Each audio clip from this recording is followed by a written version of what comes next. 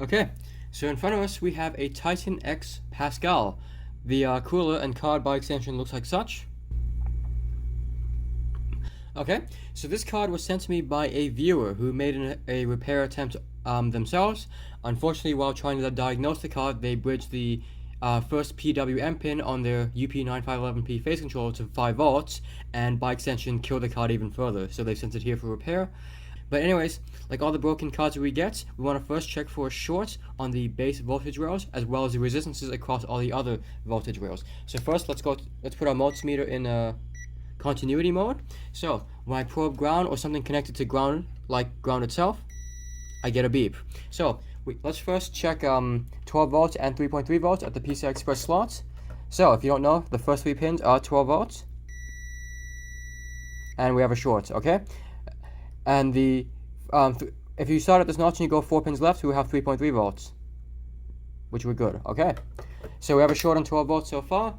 Now let's check this 12 volt rail, which is the 8 pin, and we're good. Checking the 6 pin, we're good. Okay, so that's nice. Since we have a short on 12 volts, we want to consider the possibility that the GPU is dead. So, okay, first let's check 5 volts, 1.283, perfectly fine. Now let's check 1.8 volts. For this, I expect to see about 850 ohms for a 1080 Ti, maybe a little bit different for a Titan X Pascal. 810 ohms, I'm going to say perfectly fine. Now let's check the memory phase as well as the PEX rail. So first let's start with the memory phase. I expect to see, let's say, 75 ohms on a 1080 Ti, and we have 65. So again, I'm not going to think twice about this. Now let's check the PEX rail. For a 1080 Ti, I'd hope to see 60 plus. 58 ohms. Okay, that's still fine, whatever. Now anyways, so obviously we have a short on 12 volts, but by all other measurements, it seems like our GPU is alive. That's good. So the first thing we want to do is we want to see if we can figure out what is short. So generally speaking, when you have a short on 12 volts, the most common suspect is a MOSFET or power stage. So we're going to go back into continuity mode, and where, of course, if I probe something connected to ground, like ground and safe, it beeps. So what we're going to do is we're going to try to figure out which phases are short. So since the owner bridged PWM1 to 5 volt VCC, we have a suspicion that the first phase is short, but maybe there's something else going on. So what we're going to do is we're going to check these input capacitors here. We're going to probe both ends, and we're going to see which ones read as shorts. If it reads as short, then we know we have to consider the adjacent phase. If it doesn't read as short, we can ignore it. And the reason why we can do this is because some of these MOSFETs are connected to, say, the 6 pin, some are connected to the 8 pin, and the others are connected to the PCI Express slots. So, first let's start with the bottom one. We're good, but on the other side, ground. Okay, checking the this one here. So this one reads as short, we have to consider this later. So that's fine. That only beeps on one end, so it's fine. That's fine.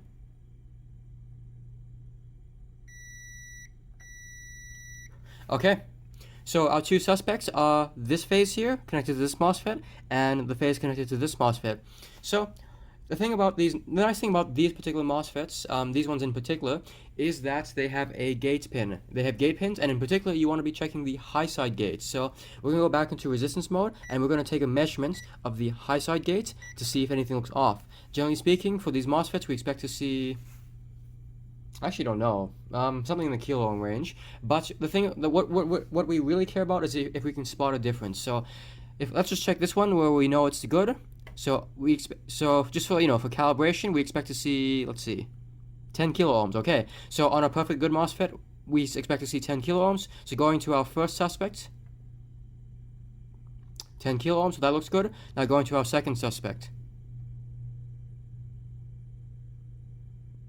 1.2 ohms minus, of course, our probes. So again, it seems like, okay, so we had 5 volt VCC go down the PWM pin for the first phase, where this is the first phase, and now we can confirm, yes, this phase is the source of our short. So the first thing I'm going to do is I'm going to take off this MOSFETs. I may replace the driver and the UP9511P phase controller later, but for the time being, we're just going to take off this MOSFET, and we're going to see if it performs any better. If you don't know, if our short goes away, I should say. If you don't know, this MOSFET is a FDPC8016S. I will, of course, link it in the description.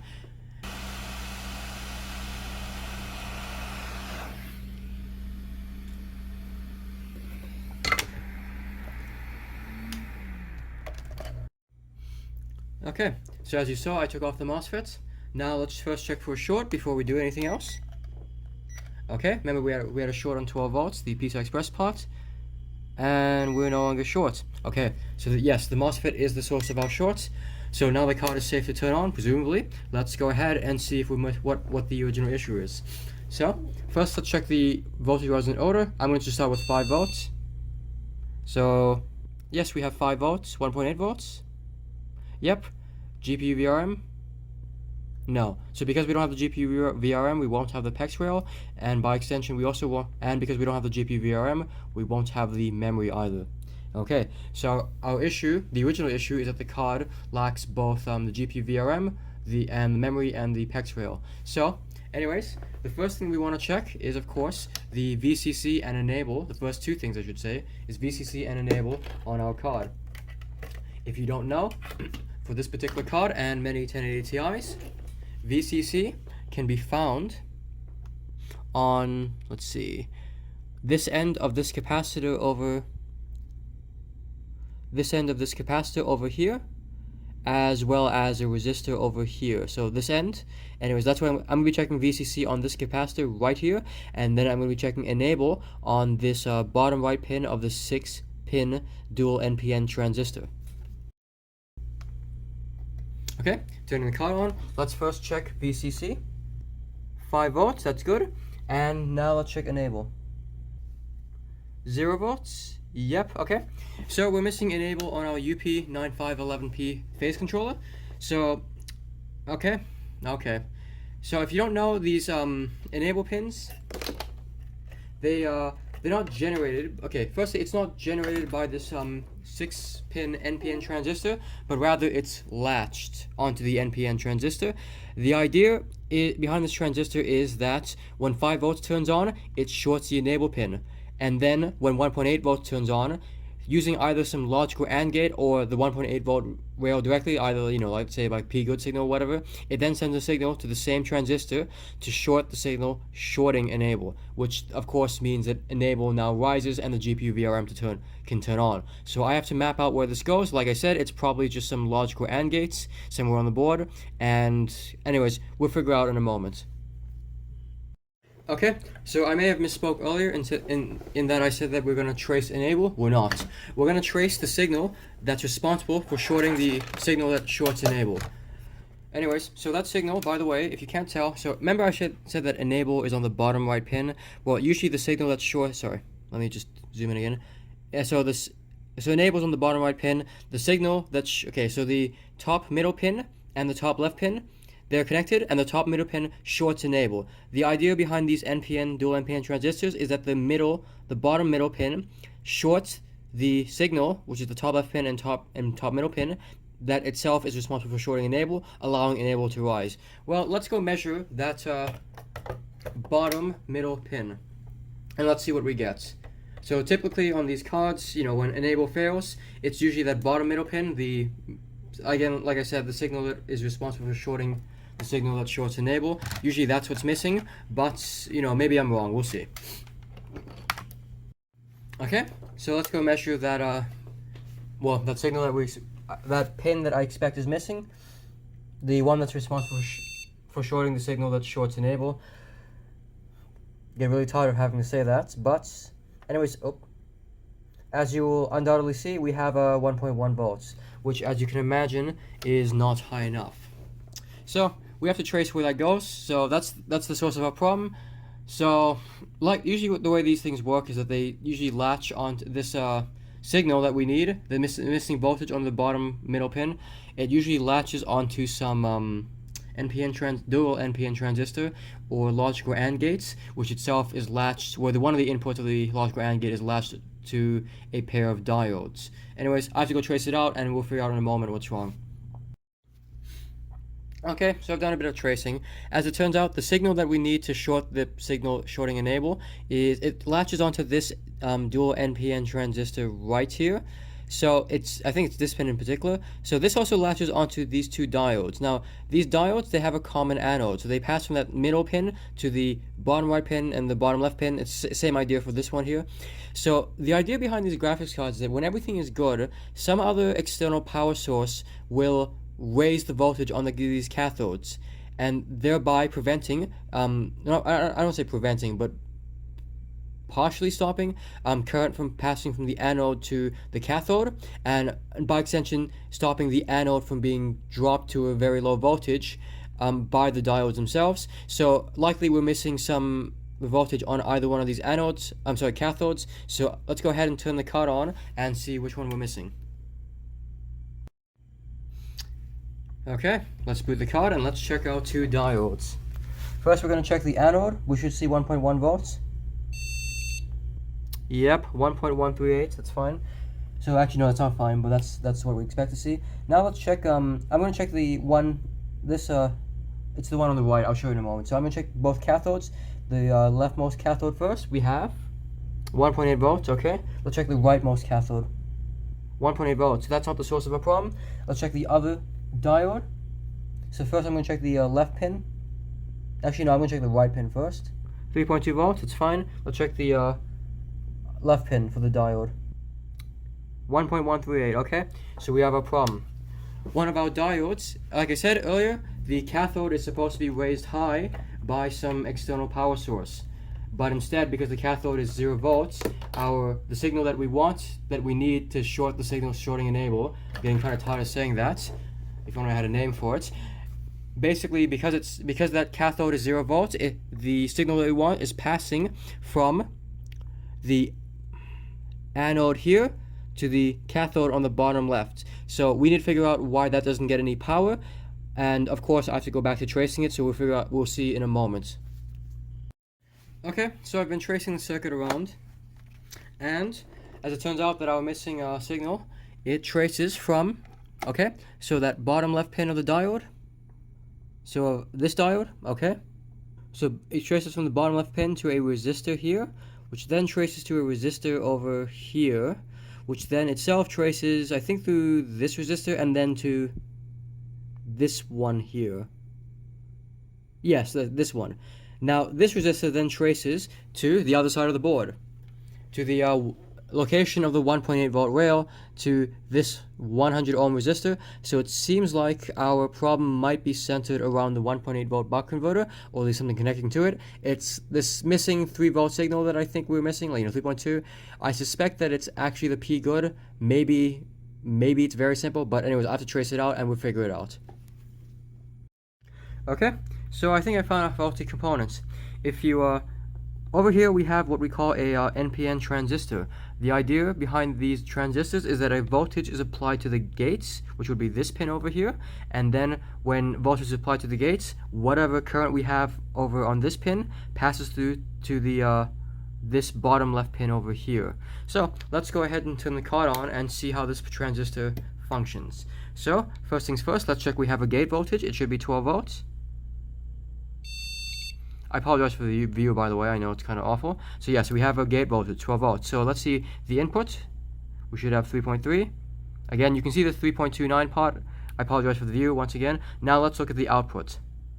It's actually latched onto this capacitor here, so I'll just measure the capacitor. 1.093. Far too low. Okay, we found our faulty component. It's a transistor. Let's take it off the board.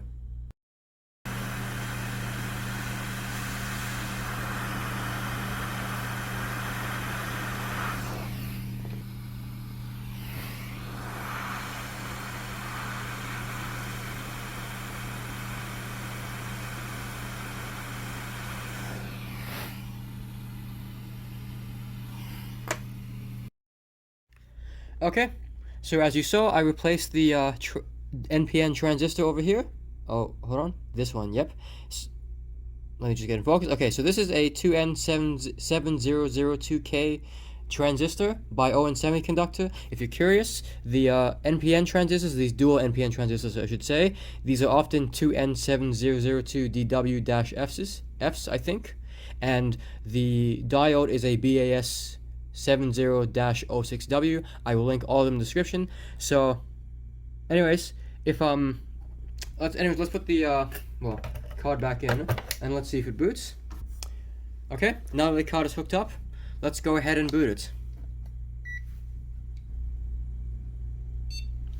And as you can see, we have a BIOS splash screen. So it seems like the card is in a working state. I just have to do I just have to replace the MOSFET, the driver, as well as the phase controller on the back, and then of course we'll stress test it. But actually, before we do that, so the diagnosis for the card, okay, let's exclude the damage done by the user, as that's again pretty obvious. So the basically this transistor, what this does is it takes 12 volts and 3.3 volts. The 3.3 volts is directly from the 3.3 volt rail connected to this inductor from the PCI Express slot. So the idea is that once it has the base voltage rails, it passes this 3.3 volts down to the cathode end of our two diodes, here, which then allows our input anode signal to then rise to, let's say, 3.2 volts or so at our NPN transistor, dual NPN transistor, which means that it then shorts the 5 volt signal, shorting enable, allowing enable to rise, and then therefore the GPU VRM to start.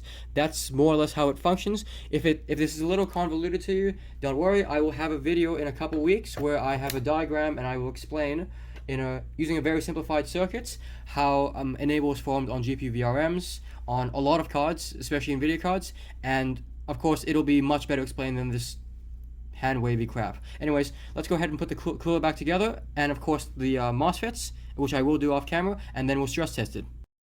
Okay, so I've partially reassembled the card, and partially because, as you see, we have a new problem. In particular, we have a card that runs its fans at max speed. Now, normally when I see this stuff, I usually assume that the GPU is dead, as it can sometimes be a symptom of a dead GPU.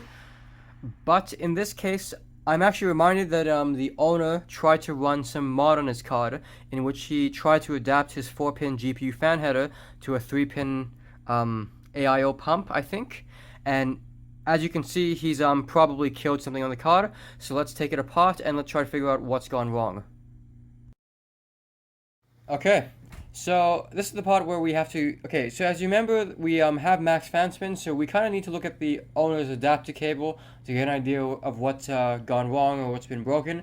So you'll notice that, okay, firstly, the first thing I noticed that it's actually an off-the-shelf part, which is a good sign. You don't want anything too custom because there might be something going wrong, and if you can't tell, this is actually wired correctly. We have you can see the ground black cable here, and this corresponds to the leftmost cable, which is actually ground. Then we have our red one here, which goes to this one here, and that's 12 volts, that's fine. This one's a tachometer, and this one is the PWM signal. So everything here looks good. However, the owner also mentioned that in order to jumpstart the fans, he bridged 12 volts to another cable. And when I asked him which cable he bridged it to, he only said that he bridged the gray wire to the brown wire. So let's go up and scroll on to the fan itself. So remember that he said he bridged the gray wire to the brown wire? Well, the gray wire is 12 volts and the brown wire is the PWM signal. So right off the bat, we can take a guess that the reason why we have max fan spin is because we have something faulty relating to our PWM circuitry. And so let's go back to GTX 1080 and try to figure out what exactly has gone wrong. Okay. So as you saw, 12 volts were sent down the PWM pin on the fan header, and so likely whatever dead component we have is connected to that PWM pin. So where does the PWM pin connect to, or at least what components does it connect to? Believe it or not, on a lot of graphics cards, not a lot. So to understand this, we actually kind of need to look at a GTX 1070. The circuitry is basically the same for the fan header. So anyways, so the thing about the PWM pin and also this tachometer pin is that it really only connects to 3 components. I have my multimeter in a continuity mode. So putting one probe on PWM, we can see that it connects to a resistor right next to the fan header, a diode right next to the fan header, and finally the GPU. So unfortunately, by bridging PWM to the 12 volt line, the owner has, like I said, unfortunately sent 12 volts down to the GPU. So very likely the cause of our max fan spin is actually a dead GPU. Well, not dead, but faulty GPU or damaged GPU. I have actually replaced the resistor as well as the diode on this particular card. It hasn't made any difference, so unfortunately this is going to have to be a diagnosis video. There's nothing I can do about the fact that 12 volts has been sent down to the PWM pin, and the other suggestion at least that we have a problem with the GPU is the fact that even though 12 volts was sent down the PWM pin, the tachometer reader on the tachometer reading is no longer functional.